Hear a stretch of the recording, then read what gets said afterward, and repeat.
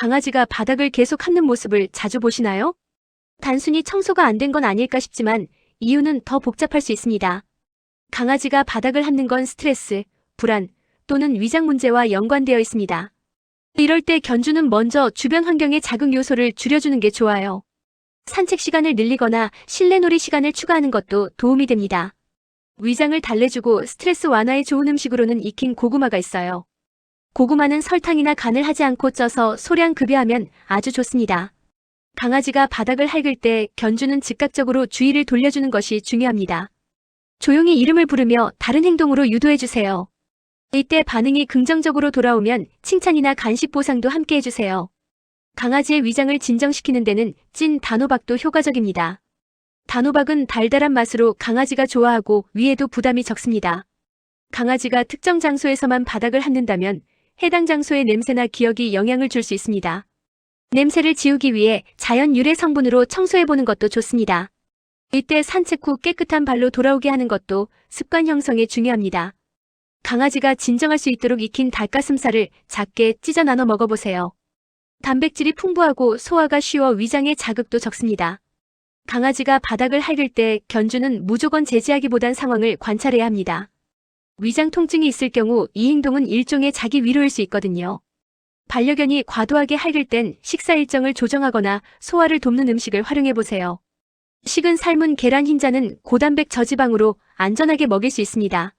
노른자는 지방 함량이 높아 가끔 소량만 주는 게 좋아요. 발을 핥는 행동으로 넘어가 볼게요. 강아지가 자꾸 자기 발을 핥고 있다면 그건 단순한 버릇이 아닐 수 있습니다. 첫 번째 원인은 외부 자극, 알레르기 또는 발바닥 상처입니다. 두 번째는 스트레스, 지루함 혹은 강박 행동의 일종일 수 있어요. 견주는 강아지 발 상태를 꼼꼼히 확인해주세요.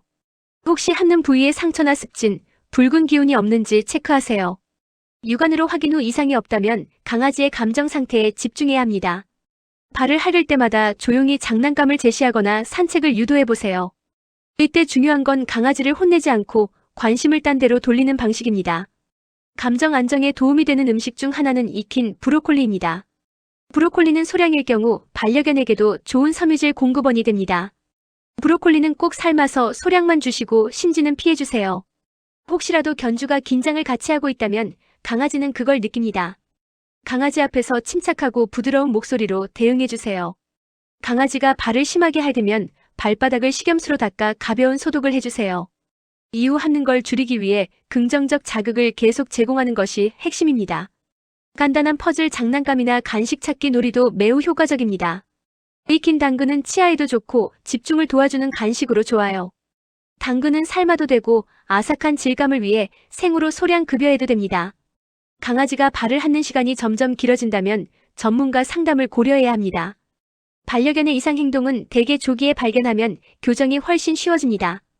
견주는 스트레스 요인을 없애는 환경 조성과 꾸준한 관심이 가장 중요합니다. 반려견의 감정을 공감하고 교감하는 시간은 그 자체로도 치료가 됩니다. 이때 사람과 함께 먹을 수 있는 수박 속살을 나눠 먹으며 휴식해보세요. 수분 보충과 감정 안정에 도움이 되고 강아지도 기분 전환이 됩니다. 수박씨는 꼭 제거하고 껍질은 주지 마세요. 강아지가 자주 핥는 시간대나 행동 전후를 메모해보는 것도 도움이 됩니다. 그런 데이터를 기반으로 일상을 조정하면 문제 행동이 자연스럽게 줄어들 수 있어요. 핥는 행동이 갑자기 늘어났다면 최근 일상 변화가 있었는지도 돌아보세요.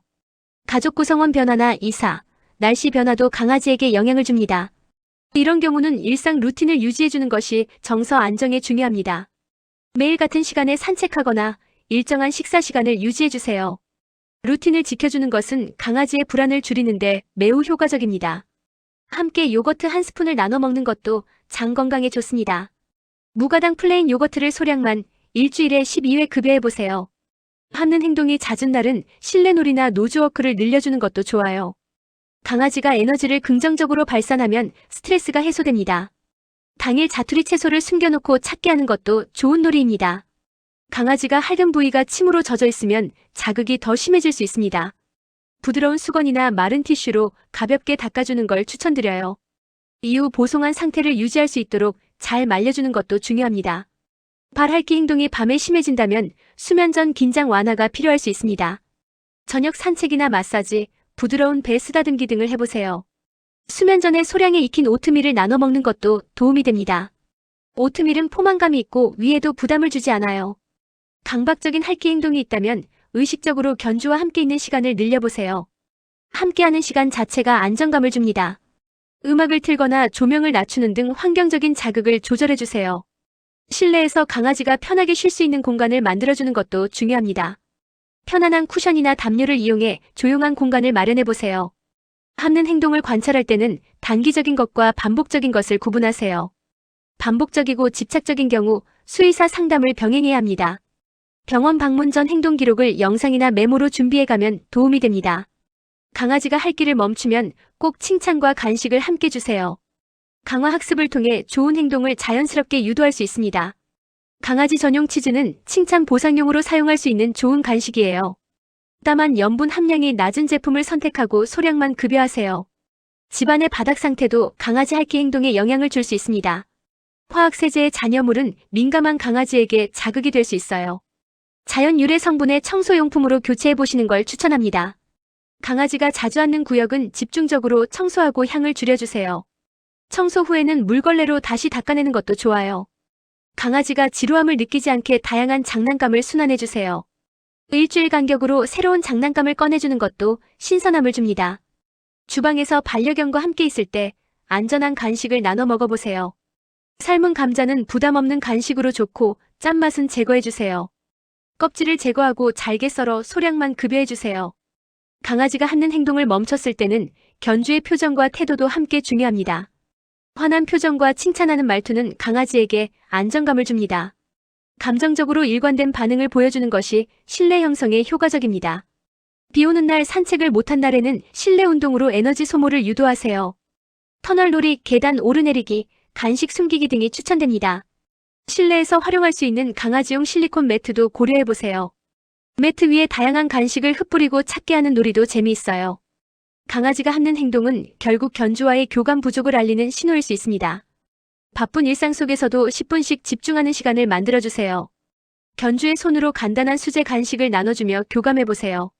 예를 들어 찐 계란 흰자와 삶은 감자를 으깨서 함께 나눠 먹는 것도 좋아요. 하는 행동이 줄어들었다면 견주는 그 노력을 꾸준히 유지해야 합니다. 안정된 환경과 일관된 반응이 강아지에게 큰 안정을 줍니다. 일상의 소소한 반복이 반려견에게는 최고의 루틴이 될 수 있습니다. 강아지가 편하게 쉴 수 있도록 음악, 온도, 조명도 신경 써주세요. 실내 온도가 너무 덥거나 추워도 불안 행동을 유발할 수 있습니다. 계절에 맞는 이불, 쿨매트 등을 준비해보세요. 강아지와 함께 호흡을 맞추는 시간이 늘수록 이상 행동은 줄어듭니다. 산책 중에도 강아지의 표정과 방향을 잘 살펴주세요. 갑자기 특정 장소에서 바닥을 핥는다면 냄새나 추억 때문일 수 있어요. 그러한 장소를 피해 경로를 바꾸는 것도 하나의 방법입니다.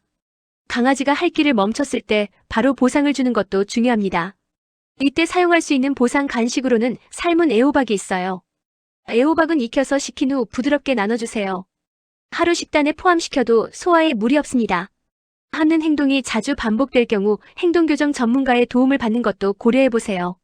전문가와 함께 원인을 찾고 생활 루틴을 재정비할 수 있습니다. 반려견 훈련소나 온라인 상담 프로그램도 다양해졌어요.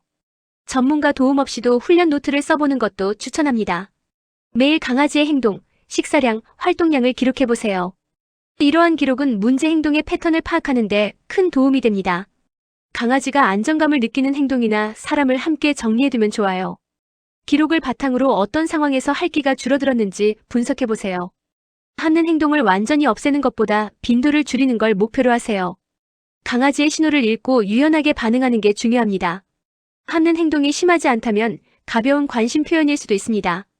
걱정보다는 자연스럽게 관심을 다른 곳으로 돌려보세요. 감정적으로 강하게 반응하면 오히려 행동이 강화될 수 있어요.